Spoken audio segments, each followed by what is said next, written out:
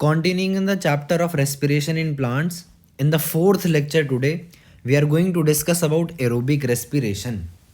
बात करें aerobic respiration की तो अब तक हम लोग रेस्पिरेशन के अंदर क्या क्या पढ़ चुके हैं। आप ये बताओ कि रेस्पिरेशन के बारे में एनसीईआरटी ने हमने ये बोला कि भैया हमने ग्लाइकोलिसिस करी हमारी साइटोप्लाज्म के अंदर और इसका नेट प्रोडक्ट ये था कि एक ग्लूकोज से हमने क्या किया है, दो पायरुवेट बना लिए हैं और दो NADH बन गए अब तक हमारे, और दो नेट ATP बन गए। दो क्या है ये, नेट ATP। अब इस पायरुवेट के पास तीन रास्ते थे जिनमें से दो फर्मेंटेशन की तरफ जाते थे और एक जाता था एरोबिक रेस्पिरेशन की तरफ। और ये जो एरोबिक रेस्पिरेशन हो रही है ये कहाँ पे हो रही है, माइटोकॉन्ड्रिया में हो रही है। माइटोकॉन्ड्रिया के अंदर फिर सबसे पहली बात हमें इस पायरुविक एसिड को या पायरुवेट को लेकर के जाना पड़ेगा।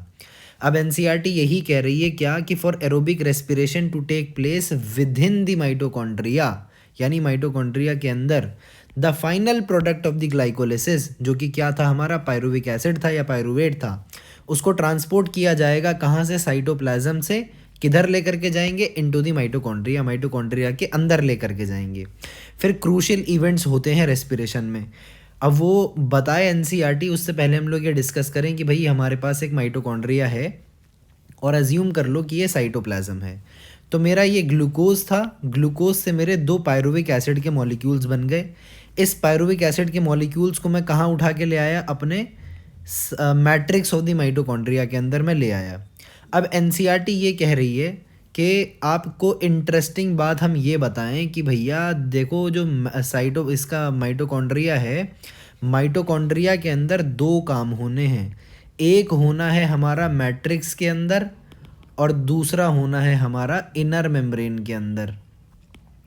और ये जो पूरा काम होगा इन दोनों जगहों पर, इसको मिला करके हम लोग कहेंगे कि यही एरोबिक रेस्पिरेशन है। अब मैं आपसे बात करूं कि भाई हम लोग इसको माइटोकॉन्ड्रिया के स्ट्रक्चर को देखें अगर, तो हमें क्या है, ये सबसे बाहर एक आउटर मेम्ब्रेन दिख रही है, ठीक है। फिर हमें एक इनर मेम्ब्रेन दिख रही है जिसके अंदर बहुत सारी इन फोल्डिंग्स हैं। कौन सी फोल्डिंग्स हैं, इन फोल्डिंग्स हैं। इन फोल्डिंग का मतलब क्या होता है, अंदर की तरफ फोल्डिंग है। और इन फोल्डिंग्स को हम लोग क्या नाम देते हैं, क्रिस्टा, क्रिस्टा नाम देते हैं हम लोग। ये हमारी क्रिस्टा देखने को मिल रही है। ये कौन सी मेम्ब्रेन के ऊपर है, इनर मेम्ब्रेन के ऊपर है। अच्छा, ये जो इनर मेम्ब्रेन है इसके भी दो सरफेस, एक जो अंदर की तरफ ये वाला सरफेस दिख रहा है हमें, तो ये क्या हो गया, इनर सरफेस, और एक ये जो सरफेस है ये हो गया हमारा आउटर सरफेस। अभी आपको समझ में आएगा कि आउटर सरफेस पे हमारे ईटीसी का कौन सा कंपोनेंट प्रेजेंट होता है, इसीलिए ये सरफेस भी समझना इंपॉर्टेंट था। अब बहरहाल मैट्रिक्स क्या है, इनर मेम्ब्रेन के अंदर एक फ्लूइड टाइप सब्सटेंस भरा हुआ है जिसको हम लोग मैट्रिक्स कहते हैं। जैसे सेल के लिए साइटोप्लाज्म होता है वैसे ही माइटोकॉन्ड्रिया के लिए उसका मैट्रिक्स होता है। जैसे सेल के लिए साइटोप्लाज्म वैसे माइटोकॉन्ड्रिया के लिए मैट्रिक्स। अब मज़े की बात यह है कि भाई अगर आप ये साइटोप्लाज्म, यहाँ पे ये सारा साइटोप्लाज्म है, साइटोप्लाज्म से अगर माइटोकॉन्ड्रिया के अंदर आना है तो आप इसको गौर से देखो कि भाई आपने सबसे पहले साइटोप्लाज्म यहाँ से चले आप, फिर आपको आउटर मेम्ब्रेन मिली, फिर इंटर मेम्ब्रेन का स्पेस मिला, दोनों मेम्ब्रेन के बीच में जो खाली जगह थी, फिर आपको इनर मेम्ब्रेन मिली, उसके बाद आप पहुँचे हो मैट्रिक्स पे। है कि नहीं, ये वाली चीज़ समझ में आई। सबसे पहले साइटोप्लाज्म, फिर आउटर मेम्ब्रेन पे मिले आप, ठीक। साइटोप्लाज्म के बाद आपको क्या मिला, यहाँ साइटोप्लाज्म, फिर आपको आउटर मेम्ब्रेन मिली, फिर इंटर मेम्ब्रेन का स्पेस मिला, फिर इनर मेम्ब्रेन मिली, और उसके बाद लास्ट में आप मैट्रिक्स में गए। अब एनसीईआरटी क्या कह रही है कि मज़े की बात यह है कि जो रिएक्शन होता है वो पहले मैट्रिक्स में होता है और बाद में हमारा इनर मेम्ब्रेन के अंदर होता है। इस चीज़ को समझो, एनसीईआरटी क्या कह रही है कि हमारी इंटरेस्टिंग पॉइंट क्या है कि ये जो रिएक्शन हो रहा है भैया, अगर आप इस रास्ते से जा रहे थे तो आपको पहले इनर मेम्ब्रेन मिली थी, बाद में आप मैट्रिक्स में गए, तो ऐसा ही कर लेते, पहले इनर मेम्ब्रेन वाले रिएक्शन कर लेते, बाद में मैट्रिक्स वाला कर लेते। लेकिन नहीं, आपने क्या रास्ता इख्तियार किया, आपने कौन सा रास्ता अपनाया कि हम लोग भाई पहले जाएंगे, आउटर मेम्ब्रेन को क्रॉस करेंगे, इंटर मेम्ब्रेन स्पेस को क्रॉस करेंगे, फिर इनर मेम्ब्रेन को भी क्रॉस करेंगे, पहले मैट्रिक्स में पहुंचेंगे। मैट्रिक्स के अंदर दो काम करने हमने, लिंक रिएक्शन का और टीसीए साइकिल, ये दो काम करेंगे हम लोग, फिर बाहर की तरफ आएंगे इनर मेम्ब्रेन में, और अब यहाँ काम चलेगा। यानी ये घूम के जो हम लोग आए हैं ना, सबसे पहले सबसे अंदर चले गए और फिर बाहर की तरफ आ रहे हैं। इसको एनसीईआरटी कह रही है कि ये इंटरेस्टिंग काम कर रहे हैं हम लोग। एनसीईआरटी क्या कहती है, पढ़ते हैं। What is interesting to note is that the first process takes place in the matrix of the mitochondria. पहला प्रोसेस जो है मैट्रिक्स ऑफ द माइटोकॉन्ड्रिया में हो रहा है। अब ये पहला प्रोसेस क्या है, तो पहला प्रोसेस है जी ये कंप्लीट ऑक्सीडेशन हो जाना किसकी, पायरुविक एसिड की। किस तरीके से ऑक्सीडेशन होनी है, तो हाइड्रोजन का रिमूवल कर दो, तो हाइड्रोजन एटम्स को रिमूव कर दो। किस तरीके से, स्टेप वाइज, और कितने हाइड्रोजन एटम को रिमूव करो, सारे के सारे। क्या बचेगा आपके पास, 3 कार्बन डाइऑक्साइड के मॉलिक्यूल बच जाएंगे। ये 2 स्टेप्स में होगा। पहला स्टेप है हमारा लिंक रिएक्शन, दूसरा स्टेप है टीसीए साइकिल। कहाँ पे हो रहा है ये, एनसीईआरटी आपको बता रही है मैट्रिक्स ऑफ द माइटोकॉन्ड्रिया के अंदर ये काम चल रहा है। दूसरे प्रोसेस की बात करें, सेकंड प्रोसेस कहाँ पर हो रहा है, located on the inner membrane of the mitochondria. इस शब्द पे गौर करो, ऑन द इनर मेम्ब्रेन, यानी हमारा इनर मेम्ब्रेन के अंदर धसा हुआ है ये। जो भी हमारा दूसरा काम होना है ये इनर मेम्ब्रेन के अंदर गड़ी हुई है उसकी मशीनरी, इनर मेम्ब्रेन के ऊपर चल रहा है सारा काम। तो ये सेकंड प्रोसेस हमारा कहाँ होना है, इनर मेम्ब्रेन के अंदर होना है। इसमें क्या होगा, ईटीएस चलेगा हमारा, इलेक्ट्रॉन ट्रांसपोर्ट सिस्टम। इसके अंदर क्या देखने को मिल रहा है, इलेक्ट्रॉन ट्रांसपोर्ट सिस्टम है, तो भाई ऑब्वियसली इलेक्ट्रॉन्स को पास किया जाएगा, जिनको कहाँ से रिमूव किया गया था, removed as a part of the hydrogen atom. और किसके पास भेजा जाएगा, मॉलिक्यूलर ऑक्सीजन के पास इसको भेजा जाएगा। और इस काम को हम लोग लिंक कर देंगे एटीपी के सिंथेसिस से। एटीपी का सिंथेसिस आप पढ़ चुके हो, केमी ऑस्मोटिक हाइपोथेसिस से होता है। ये हम लोग लिंक कर देंगे, ईटीसी हमारा ये जुड़ जाएगा। अब एनसीईआरटी की इस बात पे गौर करो कि इलेक्ट्रॉन्स को पास किया जाएगा ईटीसी के थ्रू, किसके पास, मॉलिक्यूलर ऑक्सीजन के पास, because molecular oxygen is the final electron acceptor. ये चीज़ एनसीईआरटी आपको आगे बताएगी।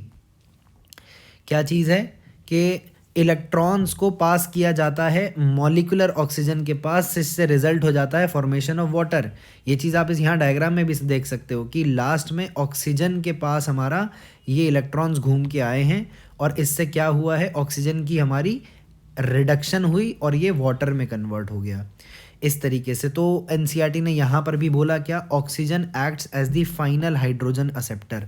फाइनल हाइड्रोजन एक्सेप्टर कह रही है एनसीईआरटी। हाइड्रोजन का मतलब है एच का एक्सेप्टर, एच का ये मतलब है H प्लस और इलेक्ट्रॉन, ये दोनों चीज़ें।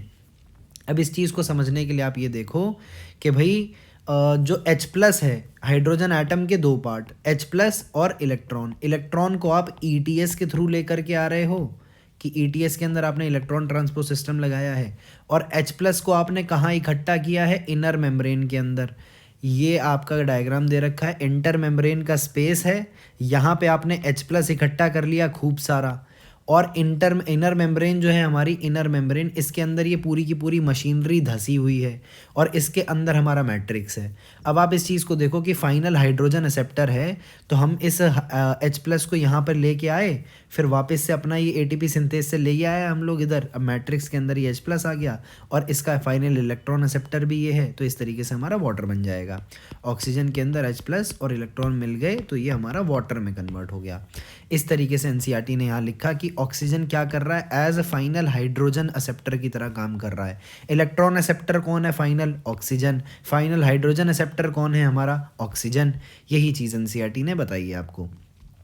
बहरहाल वापस हम लोग इसी टॉपिक पे वापस आए अपने।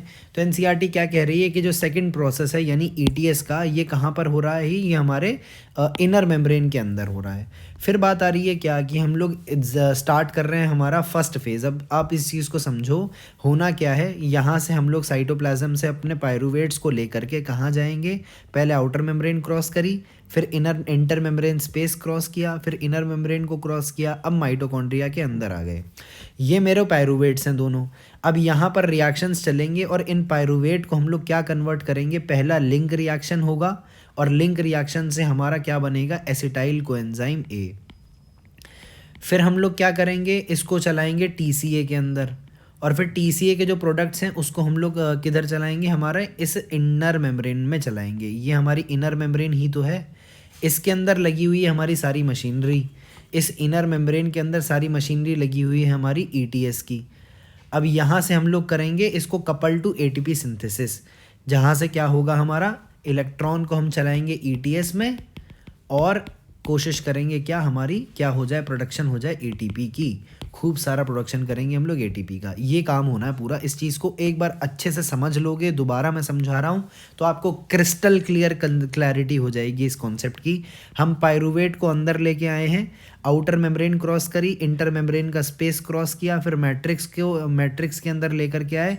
मैट्रिक्स में क्या होना है, मैट्रिक्स के अंदर देखो क्या होना है, हमारी कंप्लीट ऑक्सीडेशन होनी है। तो पहला कार्बन डाइऑक्साइड निकलेगा, किस तरीके से, लिंक रिएक्शन के बेसिस पे। और क्योंकि पायरुवेट हमारा 3 कार्बन का कंपाउंड है, एक एसिटाइल कोएंजाइम ए बन जाएगा और बाकी का एसिटाइल कोएंजाइम ए हमारे टीसीए में घुस जाएगा, और फिर टीसीए के अंदर से 2 कार्बन डाइऑक्साइड निकलेंगी।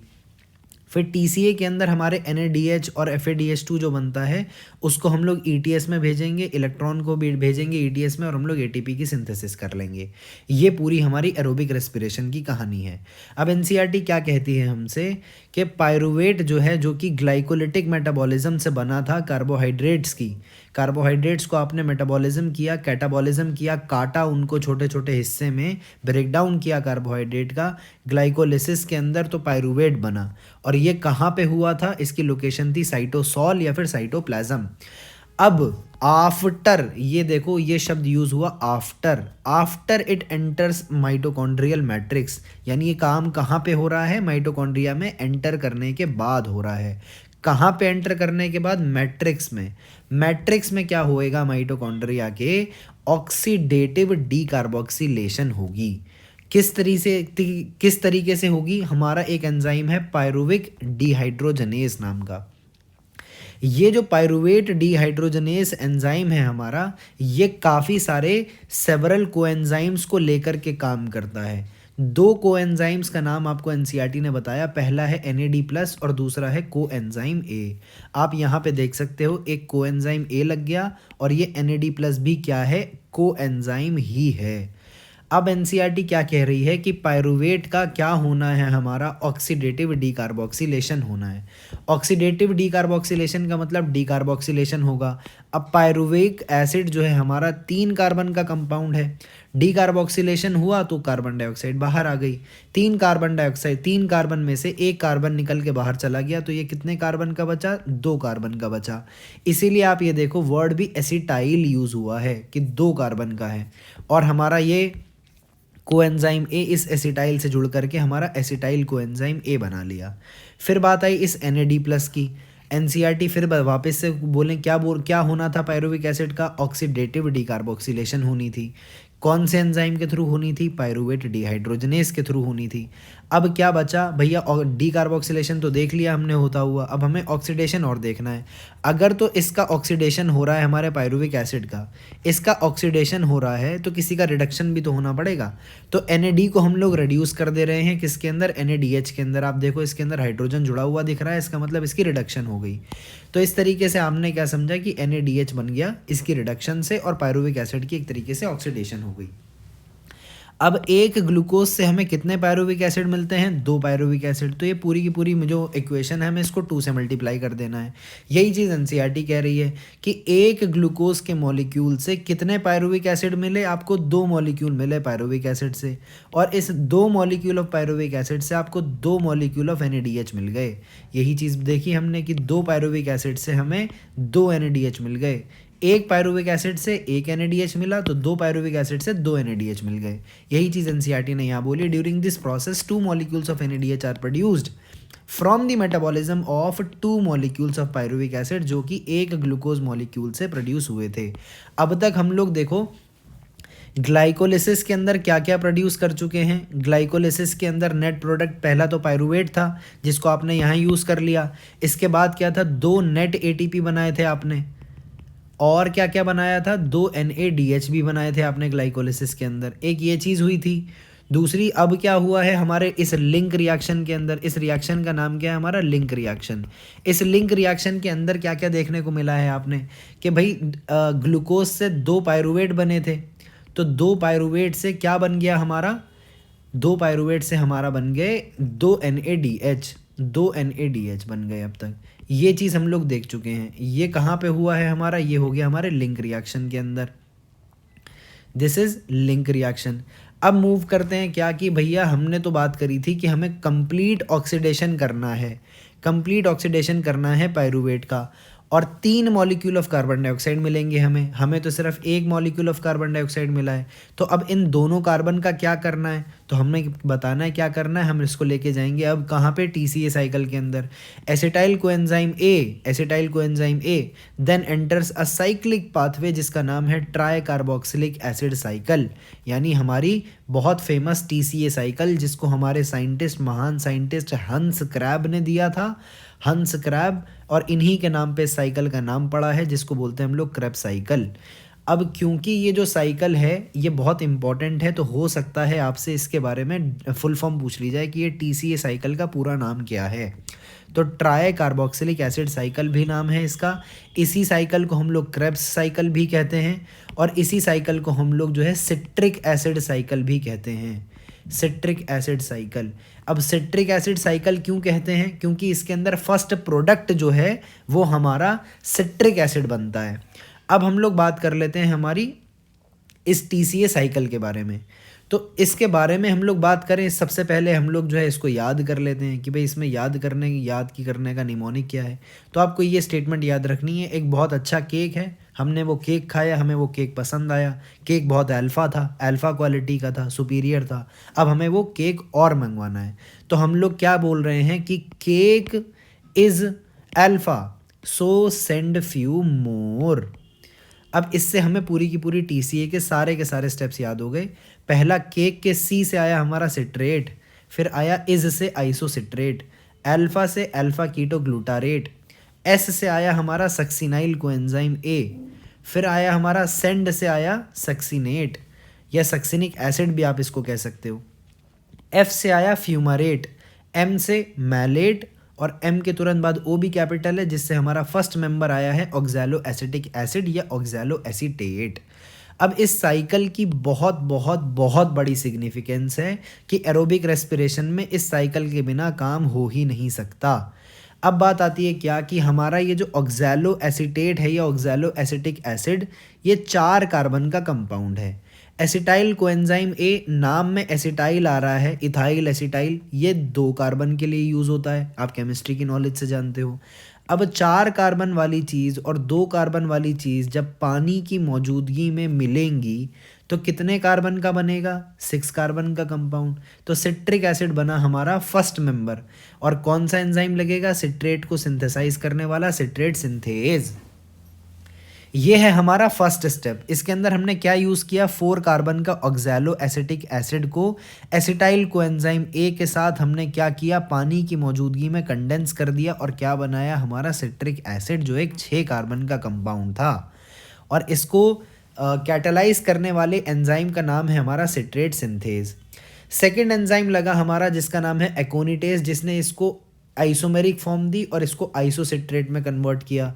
अब भाई जब 6 कार्बन वाले का एक आइसोमर बना रहे हो आप, तो कितने कार्बन का होगा, ये भी 6 कार्बन का होगा। अब अगले जो स्टेप्स है ना, यहाँ से आगे आइसोसिट्रेट के आगे के जितने भी स्टेप्स हैं ये बहुत इंटरेस्टिंग हैं, आपको सारे स्टेप्स याद रखने हैं किस स्टेप में क्या क्या हो रहा है।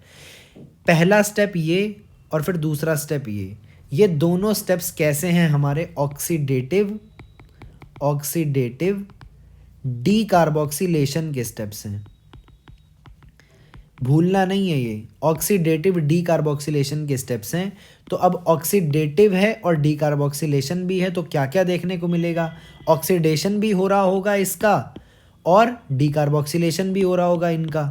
अब आप इस चीज़ को देखो कि आइसोसिट्रेट 6 कार्बन का कंपाउंड था, अगर इसके अंदर डीकार्बोक्सिलेशन हो रही है तो ये कितने कार्बन का कंपाउंड बन जाएगा, आपने देखा कार्बन डाइऑक्साइड बाहर निकल गई भाई, तो ये 5 कार्बन कंपाउंड बचा, और फिर एक और कार्बन डाइऑक्साइड बाहर निकल गई अल्फा कीटो ग्लूटारेट से, तो ये 4 कार्बन का कंपाउंड बचा।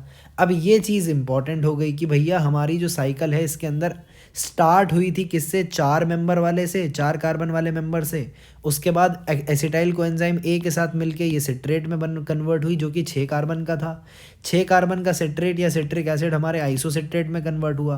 फिर इसके अंदर 2 सक्सेसिव मतलब एक के बाद एक सक्सेसिव स्टेप्स हुए ऑक्सीडेटिव डीकार्बोक्सिलेशन के, जिसके अंदर हमने देखा कि भैया वापस से एक कार्बन डाइऑक्साइड निकल गया, एक कार्बन डाइऑक्साइड इधर बाहर निकल गया और हमें फिर से 4 कार्बन का कंपाउंड मिल गया। शुरू भी हमने 4 से किया था और वापस हमें मिल भी 4 गया। अब भाई हम ये भी तो कर सकते हैं, इतना करके छोड़ देते हैं भैया, हमारे काम तो हो गया पूरा कि हमारे ये जो 2 कार्बन थे वो हमने एक यहाँ निकाल दिया, एक यहाँ निकाल दिया।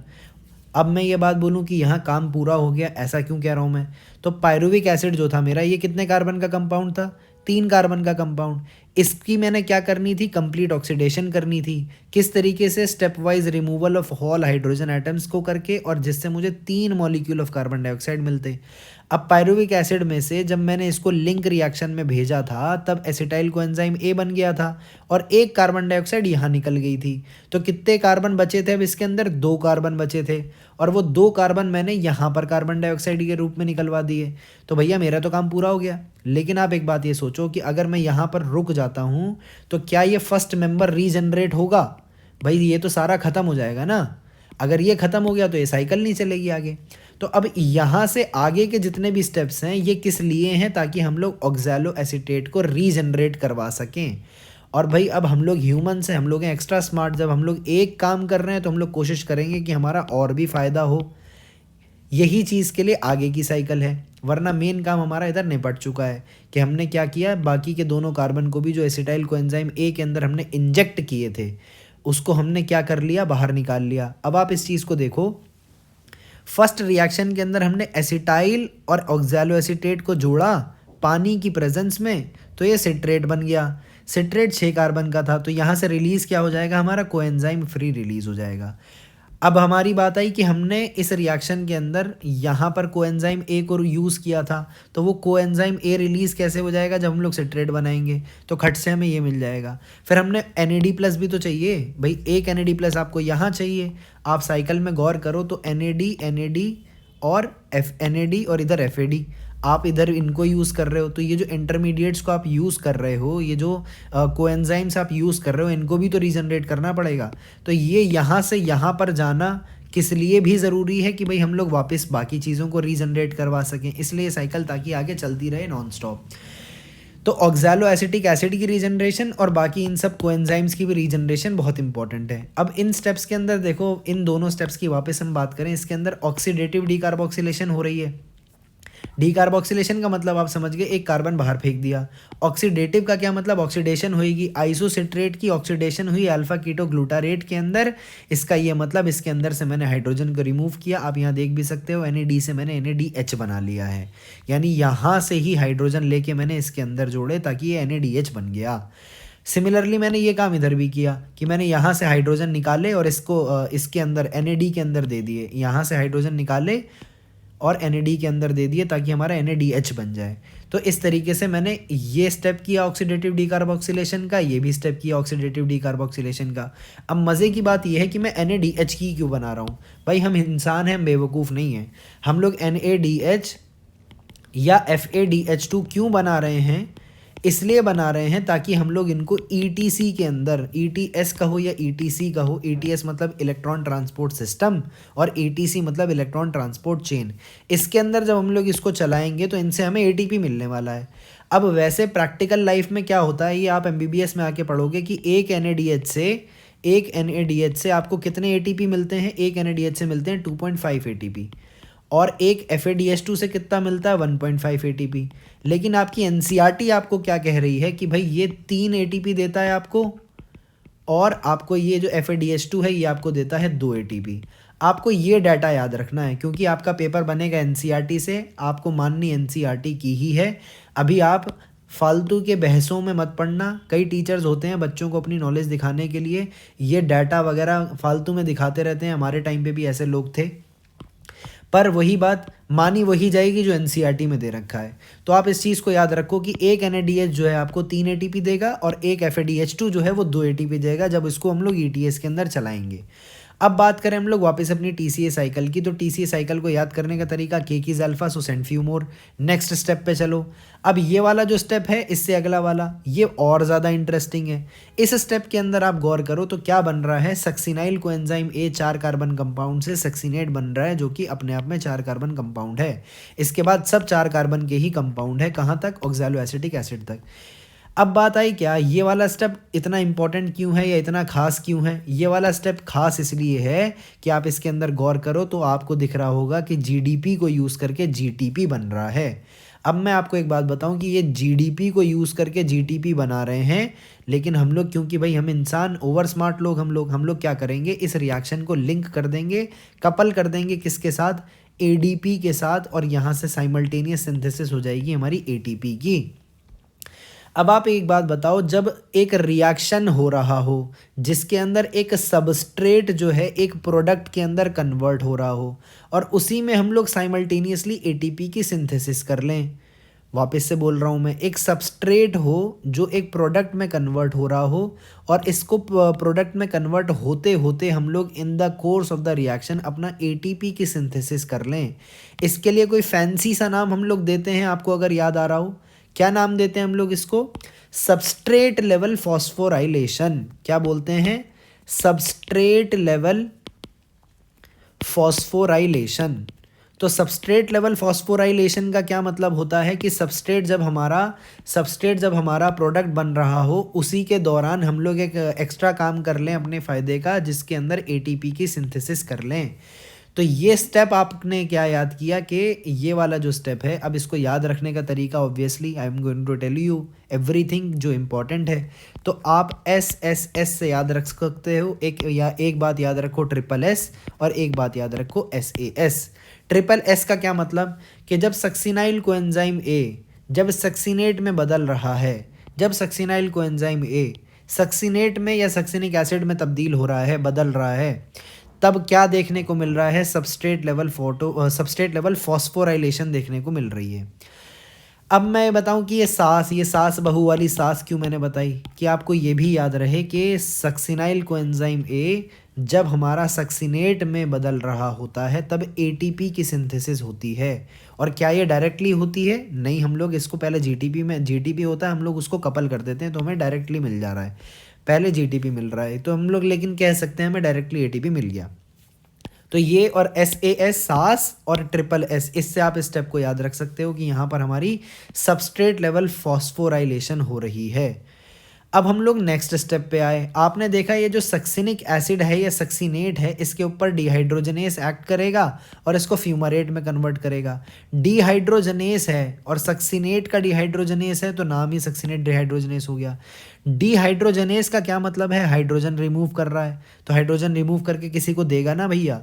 अब जब ये हाइड्रोजन रिमूव कर रहा है इसके अंदर से तो इसकी ऑक्सीडेशन हो रही है, यानी ये ऑक्सीडाइज हो गया फ्यूमारेट के अंदर और हमारा FAD रिड्यूस हो गया FADH2 के अंदर। FADH2 का क्या फ़ायदा, मैंने अभी आपको बताया, इसको ETS के अंदर लेके जाएंगे और इससे 2 ATP बनवाएंगे। फिर फ्यूमारेट है हमारा, फ्यूमारेट के अंदर हमने पानी ऐड किया है, पानी ऐड किया तो हमारा मैलेट बन गया और एंजाइम है हमारा फ्यूमरेज। फिर मैलेट जो है हमारा, ये मैलेट डिहाइड्रोजनेज, मैलेट को डिहाइड्रोजनेट करने वाला हमारा एंजाइम मैलेट डिहाइड्रोजनेज। डिहाइड्रोजनेस है, क्या काम करेगा, रिमूवल ऑफ हाइड्रोजन। अब जब इसके अंदर से भी रिमूवल ऑफ हाइड्रोजन हो रहा है तो यानी इसकी क्या हो रही है, ऑक्सीडेशन हो रही है ऑक्सैलोएसिटिक एसिड के अंदर और साइमल्टेनियसली NAD+ की रिडक्शन देखने को मिल रही है जिससे NADH फॉर्म हो रहा है। अब आपको ये ध्यान और गौर करो कि भाई ये भी F है और ये भी F है, तो FADH2 F वाले के अंदर बनता है। फ्यूमरेट जब बन रहा होता है तभी FADH2 भी बनता है।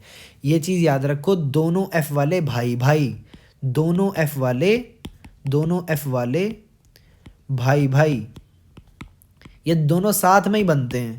साथ में FADH2 भी उधर ही बनेगा जब फ्यूमरेट बनेगा, उसी स्टेप के अंदर हमारा ये बनेगा FADH2 जब हमारा फ्यूमरेट बन रहा होगा। और वो कौन सा एंजाइम है, सक्सिनेट डिहाइड्रोजनेज एंजाइम है जो सक्सिनेट को फ्यूमरेट में ऑक्सीडाइज कर देता है। अब आपसे मैं बात करूं कि आपने कितने स्टेप्स के अंदर देखा कि क्या हो रहा है, NADH की प्रोडक्शन हो रही है। तो तो हम कह सकते हैं कि भाई 3 स्टेप्स ऐसे हैं जिसके अंदर NADH की प्रोडक्शन हो रही है, एक स्टेप ऐसा है जिसके अंदर ATP की प्रोडक्शन हो रही है, और एक स्टेप ऐसा है जहाँ FADH2 की प्रोडक्शन हो रही है। और ये कितने एसिटाइल कोएंजाइम ए के लिए है? एक एसिटाइल कोएंजाइम ए के लिए है, जो एक बार हमारी TCA के अंदर आया है।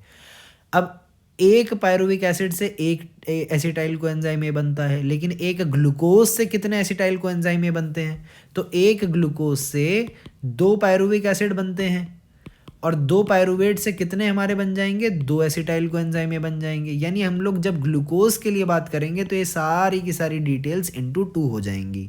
अब NCERT के हिसाब से हम लोग इसका टेक्स्ट पढ़ लेते हैं TCA साइकिल का, हमें ये पूरा का पूरा समझ में आ जाएगा। NCERT कह रही है TCA साइकिल शुरू होती है कंडेंसेशन ऑफ एसिटाइल ग्रुप के साथ। एसिटाइल ग्रुप यानी 2 कार्बन के ग्रुप को आप ऑक्सैलो एसिटिक एसिड के साथ कंडेंस करोगे, जो कि 4 कार्बन का है, और पानी भी डालोगे इसके अंदर, तो आपको क्या मिलेगा? सिट्रिक एसिड मिल जाएगा। और इसको कैटलाइज करने वाला एंजाइम कौन सा है? Citrate synthase. और सिट्रिक एसिड क्या है? फर्स्ट प्रोडक्ट है।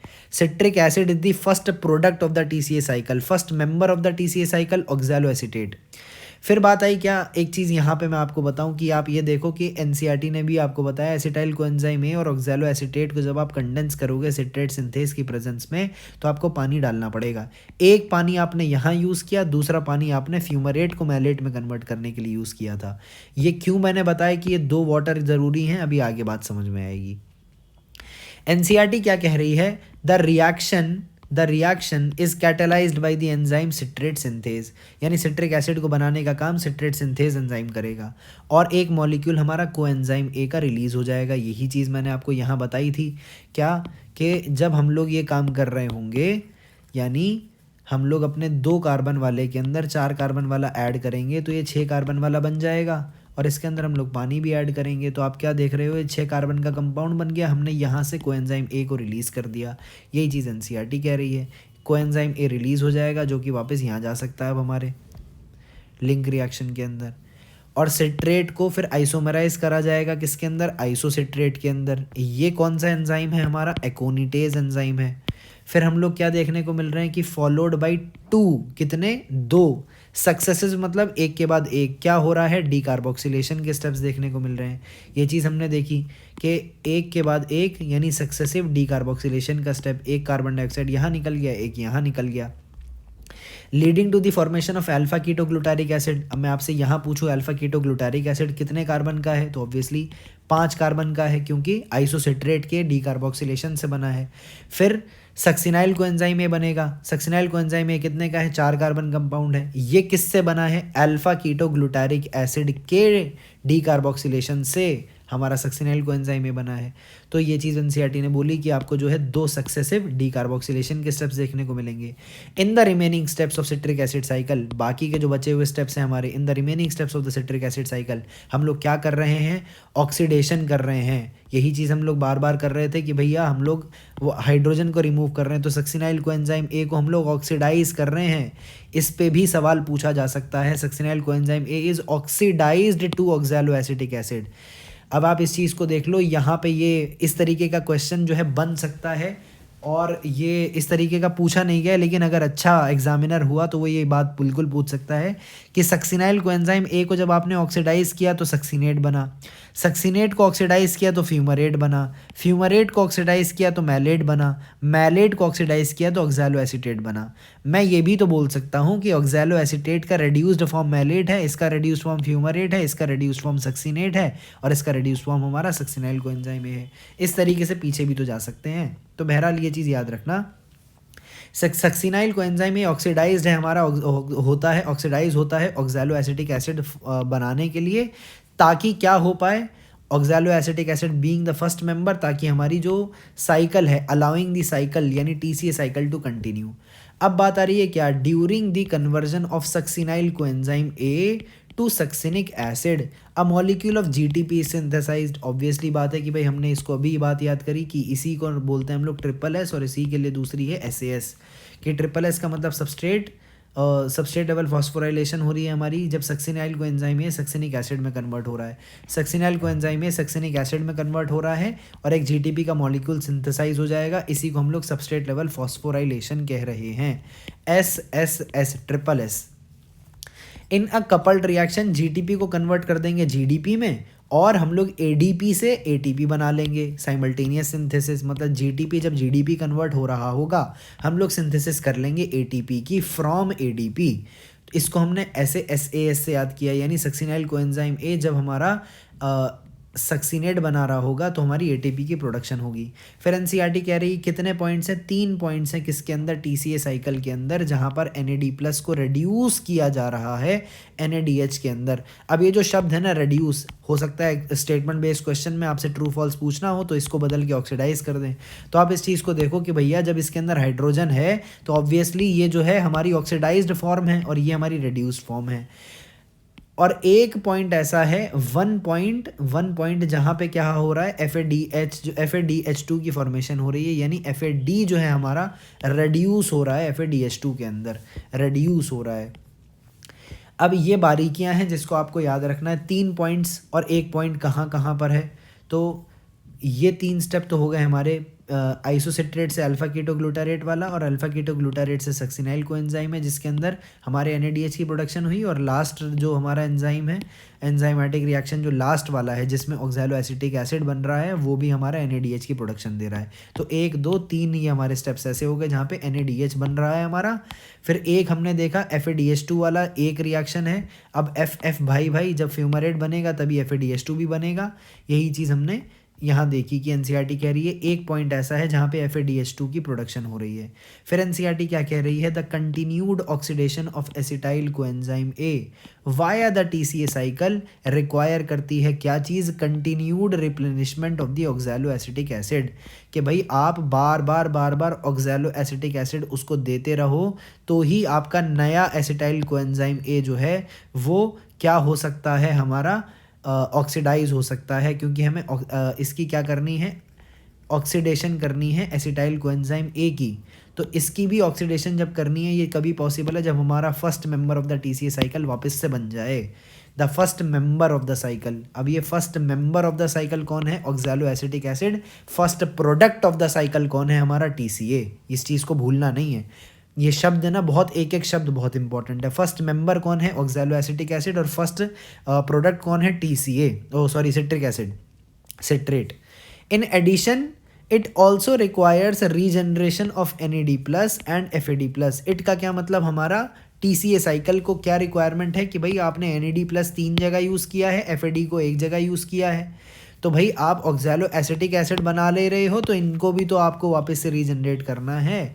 ये चीज़ भी इसकी रिक्वायरमेंट है। अब यहाँ से हो सकता है एजर्शन रीजन बेस्ड पूछ लें कि भाई आपको जो है ऑक्सैलो एसिटिक एसिड की बनानी है, रिप्लेनिशमेंट करनी है क्योंकि ये फर्स्ट मेंबर है, और इनकी भी करनी है क्योंकि ये कोएंजाइम्स की तरह एक्ट कर सकते हैं। तो ये दोनों ट्रू हैं, पर वो देख लेना कि क्या नाम है, क्वेश्चन में ना कई बार ये होता है कि आप लोग जो है एजर्शन रीज़न के अंदर ये मिस्टेक करते हो कि आपको ये लगता है कि भाई दोनों चीज़ सही हैं तो भाई रीज़न भी करेक्ट एक्सप्लेनेशन होगा हमारे एजर्शन का, लेकिन ऐसा भी देखने को मिल सकता है कि वो रीज़न करेक्ट एक्सप्लेनेशन ना हो। तो पहले उस स्टेटमेंट को जस्टिफाई करने की कोशिश किया करो कि वाकई में क्या इस बात का असली रीज़न ये है। अगर तो है तो उसको टिक करो, ये वरना ये नहीं है कि भाई दोनों स्टेटमेंट सही हैं तो बस 1 टिक कर दिया, ऐसे नहीं होता, गलत हो जाएगा। तो इस चीज़ पे थोड़ा ध्यान रखा करो, जब दोनों स्टेटमेंट सही हों तो फिर ये क्रॉस क्वेश्चनिंग करा करो कि अगर ये जो असर्शन हमें दिया है इसको रीज़न करेक्टली एक्सप्लेन कर रहा है, इसको एक क्वेश्चन फॉर्मेट में एज्यूम करो जिसका आंसर इसको मानो। अगर ये जस्टिफाई कर रहा है तब जाके इसका करेक्ट एक्सप्लेनेशन हुआ, तो आपका असर्शन रीज़न में भी इस तरीके से इंप्रूवमेंट हो सकती है। फिर एनसीईआरटी कह रही है the summary equation for this phase of the respiration may be written as follows.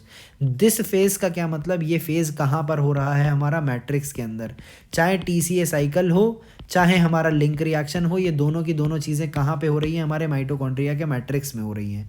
अब एनसीईआरटी क्या कह रही है कि आपने पायरुविक एसिड उठाया था, कहाँ से आया था, ये 2 पायरुविक एसिड आए थे 1 ग्लूकोज से, आप इसको माइटोकॉन्ड्रिया के मैट्रिक्स में लेके आए, 4 NAD आपने लगाए, 1 लगाया आपने कहाँ पे, लिंक रिएक्शन के अंदर, और 3 लगाया आपने इसको TCA के अंदर। एक FAD आपने कहाँ यूज़ किया है, हमारी TCA के अंदर यूज़ किया है।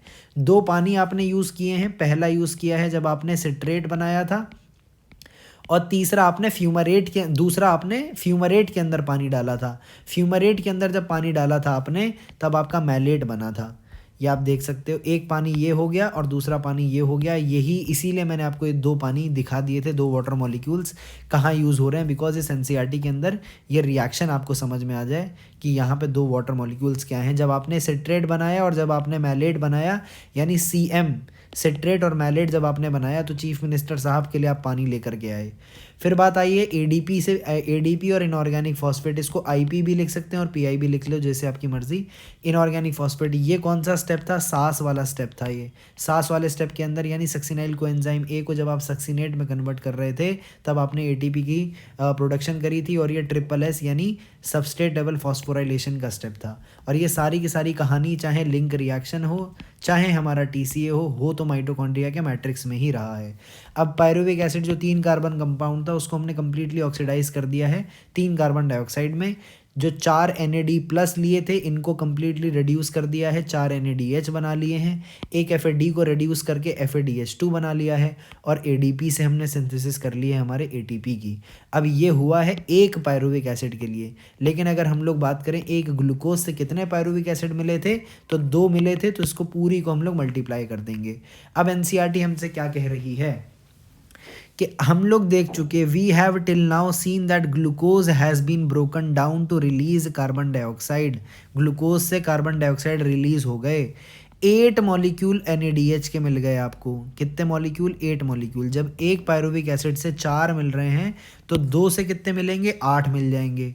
एक FADH2, एक पायरुविक एसिड से एक FADH2 बन रहा है, तो 2 पायरुविक एसिड से 2 FADH2 मिल जाएंगे, है ना। फिर NCERT और क्या कह रही है, besides 2 molecules of ATP in the TCA cycle. और ATP कितने मिले हैं हमको TCA साइकिल के अंदर, एक पायरुविक एसिड से एक बनता है सास वाले स्टेप के अंदर, तो 2 पायरुविक एसिड से 2 ATP बनेंगे। अब आप इस चीज़ को देखो कि मैं माइटोकॉन्ड्रिया के अंदर जितना भी रिएक्शन हुआ है माइटोकॉन्ड्रिया के मैट्रिक्स का, उसको अगर समराइज़ करूँ तो मुझे क्या क्या मिल गया।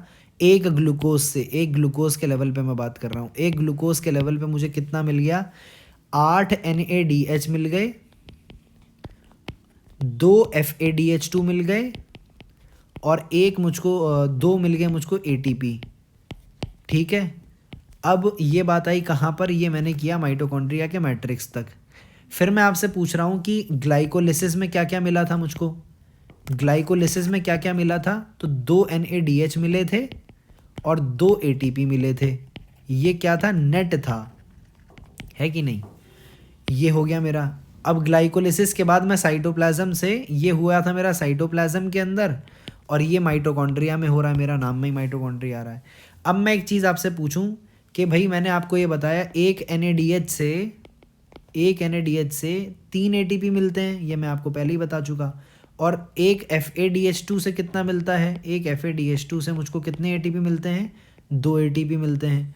तो अगर मैं बोलूं कि एक ग्लूकोज से अब तक मुझे कितना मिल गया है, अगर मैं ग्लाइकोलिसिस और माइटोकॉन्ड्रिया के मैट्रिक्स को दोनों को मिला दूं, तो मैं देख रहा हूं कि भाई 8 और 2 10 तो NADH मिल गए मुझे अब तक। कितने NADH मिल गए, 10 NADH मिल गए। फिर मैं पूछूं आपसे कि भाई FADH कितने मिल गए मुझे, तो 2 FADH मिले हैं मुझको, 2 मुझको FADH2 मिल गए हैं। फिर कितने ATP नेट मिल गए, 2 मिल गए मुझको TCA के अंदर, और 2 नेट मिले थे ग्लाइकोलिसिस में, तो 2 ATP मेरे और हुए। अब मैं इसकी कैलकुलेशन देखूं अगर, तो एक NADH मुझे कितने ATP दे रहा है, 3, तो 10 कितने देंगे, 30 ATP हो गए मेरे। और अगर मैं बोलूं एक FADH2 मेरे को 2 ATP दे रहा है, तो 2 FADH2 कितने देंगे, 4 ATP देंगे। और अगर इसकी बात पूछें, ये 2 ATP और जोड़ दिए हमने, तो कितना हो गया, ये 36 आ रहा है अभी हमारा। अब हम लोग बात करेंगे इसके बारे में रेस्पिरेटरी बैलेंस शीट के अंदर। अब NCERT के हम लोग और आगे मूव ऑन करें, तो NCERT क्या कह रही है हमसे, हम लोग इसकी वो करें कि we have till now seen that glucose जो है, जिसको आपने ब्रेक किया है किसके अंदर, कार्बन डाइऑक्साइड के अंदर, 8 मॉलिक्यूल NADH के मिल गए हमें, और 2 मॉलिक्यूल मिल गए हमें FADH2 के, और हमें सिर्फ और सिर्फ एटीपी कितने मिले हैं, 2 मिले हैं हमारे टीसीए के अंदर, टीसीए के अंदर 2 हमें मिले। फिर ग्लाइकोलिसिस के अंदर आप कितने लेकर के आ रहे हो, 2 लेकर के आ रहे हो, ये भी नेट की बात हो रही है। You may be wondering why we have been discussing respiration at all. हम लोग भाई डिस्कस कर ही क्यों रहे हैं रेस्पिरेशन को, ना तो अभी तक ऑक्सीजन का कोई रोल आया, ना हमें लार्ज नंबर ऑफ एटीपी देखने को मिला। अब एनसीईआरटी बात कर रही है कि भाई आपने एनएडीएच बना लिया, इसका क्या काम है, एफएडीएच2 बना लिया, इसका क्या काम है। तो भैया हम पहले पता है कि भाई इसको ईटीएस के अंदर लेकर के जाएंगे और इससे हमारा एटीपी बनवाएंगे। अब एनसीईआरटी कह रही है let us now understand the role of oxygen in respiration और एटीपी कैसे सिंथेसाइज हो रहा है। पहले हम लोग ईटीएस की तरफ मूव करें, हम लोग को एक चीज़ रह गई, हमने यहाँ पे टीसीए साइकिल को डिस्कस करना है जो कि एनसीईआरटी में दे रखी है। आप इस चीज़ को देखो कैसे स्टार्ट करा एनसीईआरटी ने, पायरुवेट लिया, पायरुवेट कहाँ से आया था, मेरा ग्लूकोज से आया था, ग्लूकोज मेरा पायरुवेट में कन्वर्ट हुआ ग्लाइकोलिसिस से। अब पायरुवेट मेरा कहाँ आ गया है, ये काम हो रहा है मेरा माइटोकॉन्ड्रिया के अंदर, माइटोकॉन्ड्रिया के पूरा मैट्रिक्स में चल रहा है ये। माइटोकॉन्ड्रिया के मैट्रिक्स में ये वाला जो स्टेप है इसको कहते हैं हम लोग लिंक रिएक्शन, एलआर से लिख रहा हूँ। इसके अंदर कोएंजाइम लगा ए और दूसरा कोएंजाइम NAD+, ये याद रखना NAD+ भी कोएंजाइम है और इससे हमें NADH मिल गया। फिर एसिटाइल कोएंजाइम ए लगा हमारा और कोएंजाइम ए लगा हमारा और इससे क्या फॉर्मेशन होगी, एसिटाइल कोएंजाइम ए की फॉर्मेशन होगी। ये कौन से एंजाइम ने कैटेलाइज किया था, पायरुवेट डिहाइड्रोजनेस एंजाइम ने कैटेलाइज किया था। और कैसा था ये, ऑक्सीडेटिव डीकार्बोक्सिलेशन का स्टेप था। तो ये 3 कार्बन वाला 2 में कन्वर्ट हो गया और एक कार्बन डाइऑक्साइड यहाँ बाहर निकल गई। फिर एसिटाइल कोएंजाइम ए हमारा टीसीए साइकिल के अंदर एंटर किया, जहाँ पे जब ये एंटर किया तो ऑक्सैलो एसिटिक एसिड के अंदर एक पानी आएगा, सिट्रेट सिंथेज एंजाइम लगेगा और ये 4 और 6 कार्बन का सिट्रिक एसिड बन जाएगा। First product citric acid, first member oxalo acetic acid. फिर 2 कंटिन्यूअस स्टेप्स होंगे हमारे किस चीज़ के, डीकार्बोक्सिलेशन के। तो एक स्टेप आपने देखा जिससे कार्बन डाइऑक्साइड रिमूव हुआ और 5 carbon alpha ketoglutaric acid बन गया। पूछा जा सकता है अल्फा कीटो ग्लूटारिक एसिड कितने कार्बन का कंपाउंड है, या which of the following is a 5 carbon compound, और उसके अंदर आपको alpha ketoglutaric acid tick करने को मिल सकता है। फिर अल्फा कीटो ग्लूटारिक एसिड से क्या बनता है, succinyl coenzyme A. Cake is alpha so send few more, alpha के बाद सो से मतलब यहाँ पे हमारा आया सक्सिनाइल कोएंजाइम ए। सक्सिनाइल कोएंजाइम ए के अंदर से एक और बार हमारी क्या हुई, डीकार्बोक्सिलेशन हुई और हमें साइमल्टेनियसली NADH की भी प्रोडक्शन हुई। उसके बाद हमारा बन गया क्या, सक्सिनिक एसिड। सक्सिनिक एसिड जब हमारा बना है तो उसके बाद फिर हमने देखा ये SAS वाला स्टेप है, तो हमारा सास से हमें ये सबस्ट्रेट लेवल फॉस्फोरिलेशन देखने को मिल रही है, GTP बना। फिर हम लोग देख रहे हैं सो सेंड फ्यू, सक्सिनेट से या सक्सिनिक एसिड जो कि 4 कार्बन कंपाउंड है, इससे हमारा फ्यूमरेट बनेगा और फ्यूमरेट FF भाई जब FADH2 बनेगा तभी हमारा फ्यूमरेट भी बन रहा होगा, या यूं कह लो जब फ्यूमरेट बनेगा तभी उसी स्टेप में हमारा FADH2 बनेगा। सो सेंड फ्यू मोर, तो फ्यूमरेट से फिर मैलिक एसिड बनेगा और दूसरा वाटर मॉलिक्यूल हम लोग यहाँ इंजेक्ट करते हैं। फिर मैलिक एसिड जो है लास्ट स्टेप ऑफ द ये साइकिल ऑक्सैलो एसिटिक एसिड में कन्वर्ट हो जाएगा, मोर, और NADH यहाँ पर भी प्रोड्यूस होता है। इस तरीके से हमारी ये TCA चलती है। This was all about TCA cycle. Next video के अंदर हम लोग ये समझेंगे कि ETS क्या है और साइमल्टेनियसली हम लोग कैलकुलेशन समझ लेंगे कि रेस्पिरेटरी बैलेंस शीट यानी ATP कैलकुलेशन हमने कैसे करनी है। This was all about this video. I hope आपको पूरा ओवरऑल एक अंडरस्टैंडिंग डेवलप हुई होगी किसकी, हमारे एरोबिक रेस्पिरेशन की। नेक्स्ट वीडियो में हम लोग ETS के बारे में बात करने वाले हैं।